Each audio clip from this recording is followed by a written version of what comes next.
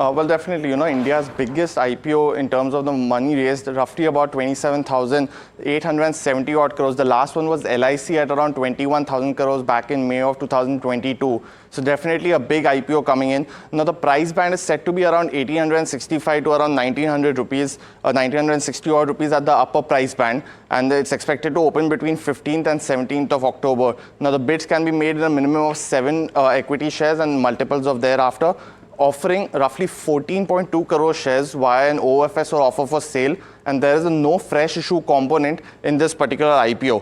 When you look at, the key other details, that the indicator market cap of the company is going to be around 1.58 lakh crores based on the upper price band of 1,960 rupees per share. And, the anchor portion currently as per the RHP is roughly 4.2 crore shares, roughly translate to 8,300 odd crores. It's a big participation needed from mutual funds as well as other HNI investors to make this IPO a key success. Now, when you look at the split between retail as well as QIB around 15%, retail has been around at 35% in this particular IPO, so it will look at participation.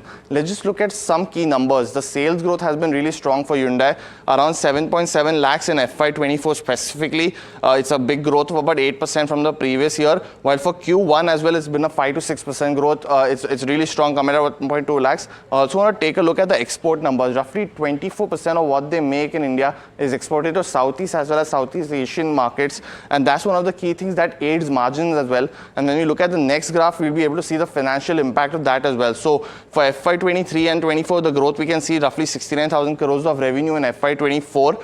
When you look at the margins, also really strong at 13.1%, and that's higher than what Maruti did for FY24, roughly about 11.6% is what they reported. For Q1 also, we have the numbers. Again, really strong margin profile at 13.5%, and that's reflected in the strong numbers as well. When you look at, the next, and we want to make a comparison between that and Maruti, as you rightly said. Now, for sales, the volumes, it does roughly 1/3 of volumes of what Maruti does at around, 7.7 lakh units, while on revenue, it's half of Maruti. Look at the margin profile, though, higher than Maruti, or what, as we mentioned, by roughly about 150 basis points. So a big jump there. Profitability as well, of course, Maruti is higher. And I want to just take that point. Why is it higher for Maruti like that?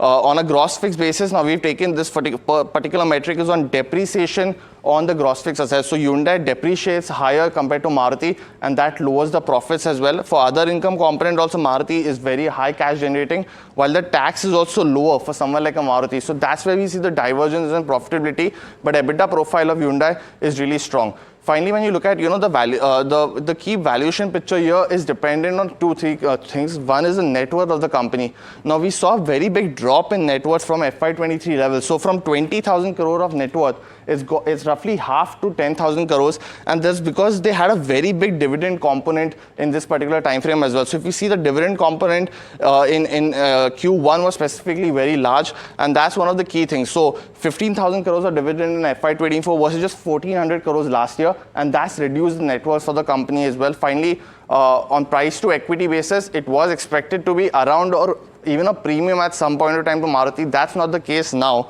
When you look at the net worth, we didn't mention it, but ROE has dropped because of the high dividend payout. Look at the market cap to PAT though. It's coming at 1.58 lakh as we mentioned, so it's lower than that of Maruti. On EV EBITDA basis also, it's much cheaper.